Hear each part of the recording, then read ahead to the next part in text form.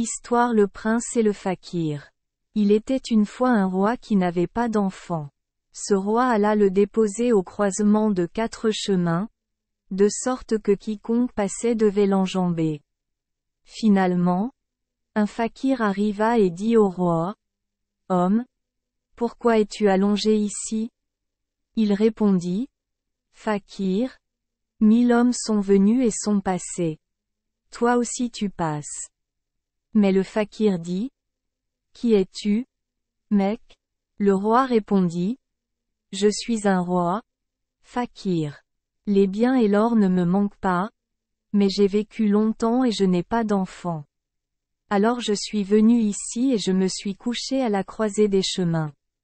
Mes péchés et les offenses ont été très nombreuses, c'est pourquoi je suis venu et je me couche ici afin que les hommes passent sur moi, et peut-être que mes péchés me soient pardonnés, que Dieu soit miséricordieux et que j'ai un fils. » Le fakir lui répondit: « Ô roi, si tu as des enfants, que me donneras-tu ?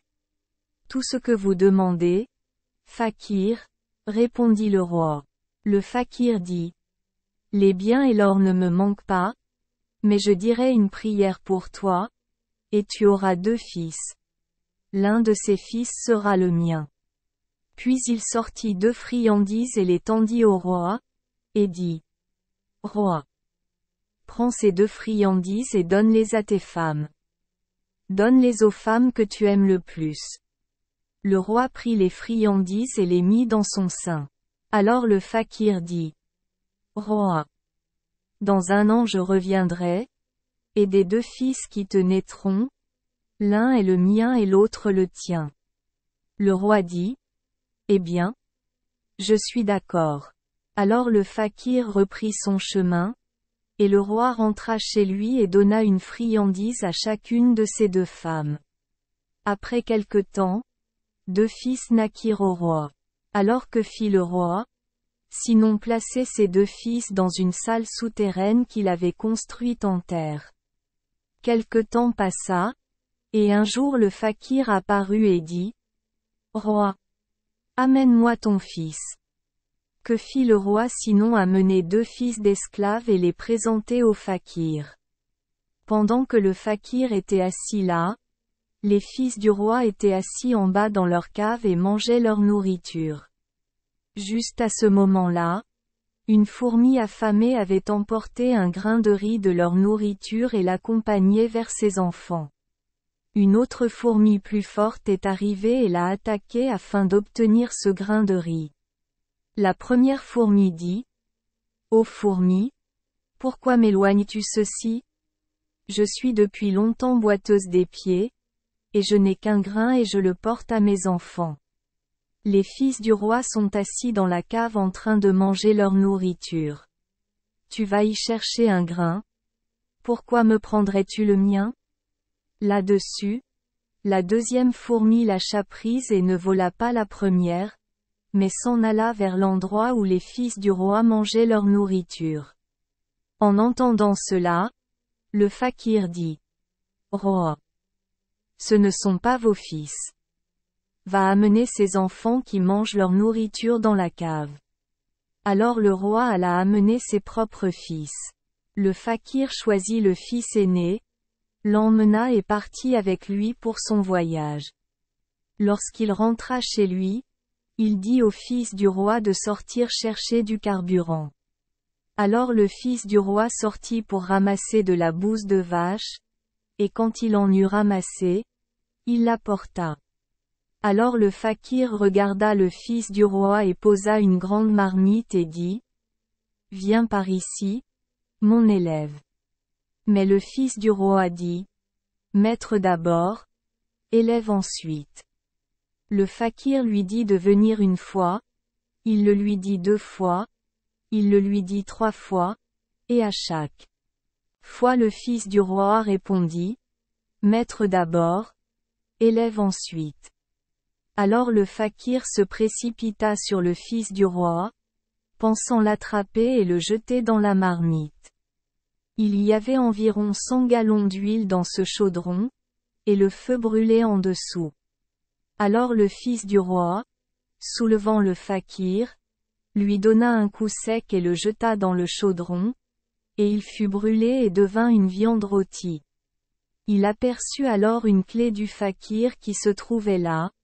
Il prit cette clé et ouvrit la porte de la maison du fakir. Or, beaucoup d'hommes étaient enfermés dans cette maison. 2 chevaux se tenaient là dans une cabane du fakir. 2 lévriers y étaient attachés. 2 simourbs ont été emprisonnés et 2 tigres se tenaient également là. Alors le fils du roi laissa partir toutes les créatures et les fit sortir de la maison, et elles revinrent toutes grâce à Dieu. Ensuite, il fit sortir tous les hommes qui étaient en prison. Il emmena avec lui les 2 chevaux, et il emmena les 2 tigres, et il emmena les 2 chiens, et il emmena les 2 simourbs, et avec eux il partit pour un autre pays. Alors qu'il suivait la route, il aperçut au-dessus de lui un homme chauve, qui faisait paître un troupeau de veaux, et cet homme chauve lui cria, « Mon ami, peux-tu te battre ?» Le fils du roi répondit, « Quand j'étais petit, je savais me battre un peu, et maintenant, si quelqu'un veut se battre, je ne suis pas assez viril pour lui tourner le dos. Viens, je te combattrai. » L'homme chauve dit, « Si je te jette, tu seras mon esclave. Et si tu me jettes, je serai ton esclave. » Alors ils se préparèrent et commencèrent à se battre, et le fils du roi le jeta.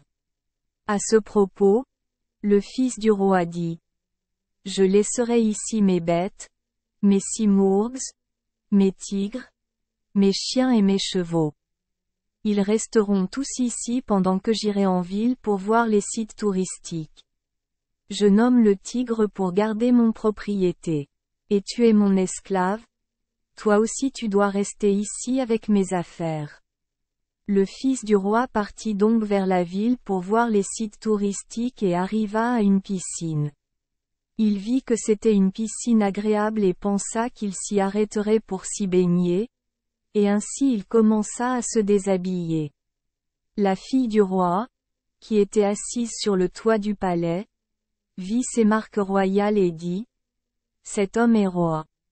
Quand je me marierai, je l'épouserai et pas un autre. » Alors elle dit à son père, « Mon père, je veux me marier. » « Bien, » dit son père.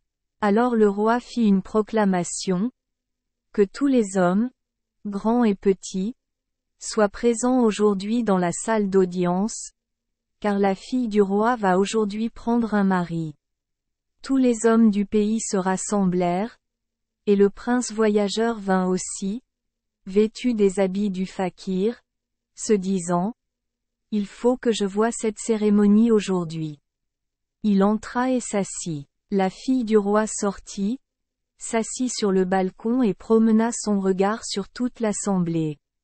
Elle remarqua que le prince voyageur était assis dans l'assemblée dans la tenue de fakir. La princesse dit à sa servante, « Prends ce plat de henné, va chez ce voyageur habillé en fakir et asperge-le de parfum du plat. » La servante obéit à l'ordre de la princesse, s'approcha de lui et lui aspergea le parfum.